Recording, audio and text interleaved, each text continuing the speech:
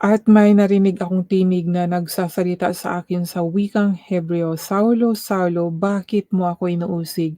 Pinaparusahan mo lang ang iyong sarili, para kang sumisipa sa matulis na kahoy." And then tanong niya, nagtanong ako, "Sino po kayo?" Sumagot ang Panginoon, "Ako si Jesus na inuusig mo." So yan po ano, "Bumangon ka at tumayo, nagpakita ako sa iyo dahil pinili kita na maging lingkod ko. Ipahayag mo sa iba ang tungkol sa pagpapakita ko sa iyo ngayon at tungkol sa mga bagay na ipapakita ko pa sa iyo." Amen. Ako relate din po ako mga kaibigan. Kaya minsan sa sarili ko lang natanong ko, bakit yung mga tao sinasalita ako na yung katotohanan based on the Bible, kahit sa basa na lang po at nakikita na naman talaga din ng iba na nagtiyaga po talaga ako kahit walang nanonood, nagla-live ako para lang po maibahagi ko ang katotohanan. Kagaya po kay Pablo 'no, na ito ang gusto ng Diyos, sasabihin yung katotohanan po kay Jesus Christ tungkol sa kanya. At hindi po ako magsasalita dito mga kaibigan kung kagustuhan ko o ano ba ang aking motibo. Hindi naman ako nagkakaano dito, eh, hindi naman pera-pera, eh. Kaligtasan ang gusto ng Diyos, ng ating Panginoon, na maligtas din po kayo, kagaya ng gusto po ni Pablo. 'Di ba, sinabi nga ni Agripa, eh, "Huwag mong akalain na magiging Kristiyano," pero sabi ni Pablo, na hindi lang siya ang nais niya na maging Kristiyano kundi ang lahat po, para po lahat maligtas 'no? Kasi hindi ka naman talaga maging Kristiyano kung hindi ka sumampalataya at hindi ka maliligtas kung hindi ka sumampalataya sa Kanya,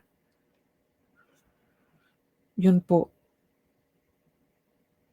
Kaya nandito pa rin ako mga kaibigan, isalaysay ko.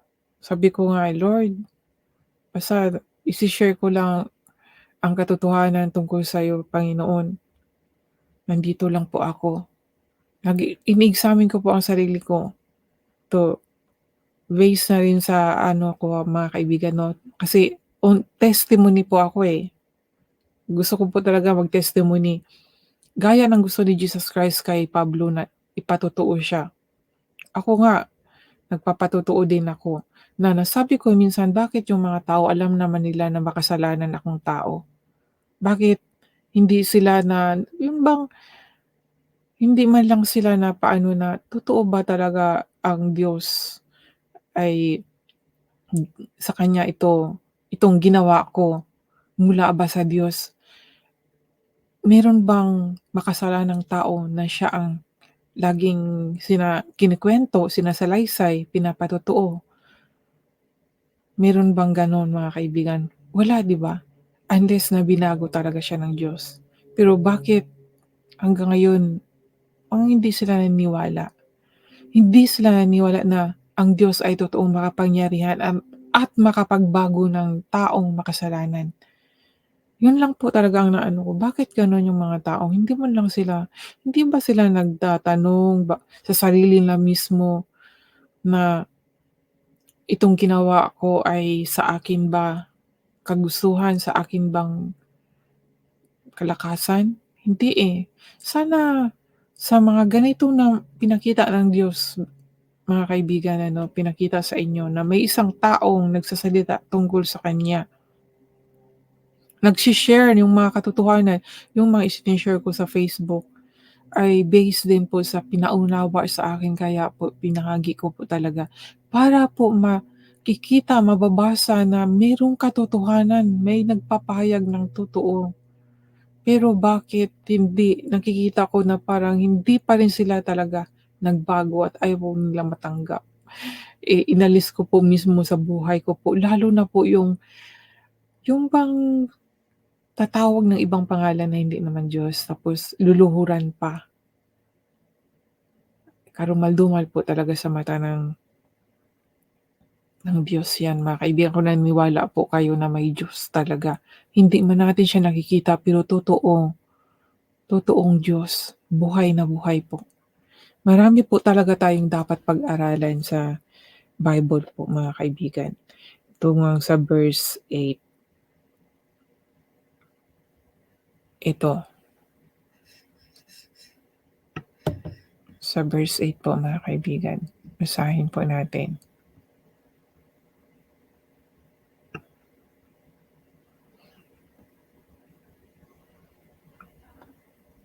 Sabi sabi dito, "At kayong mga Hudiyo, bakit hindi kayo makapaniwala na kaya ng Diyos na bumuhay ng mga patay?"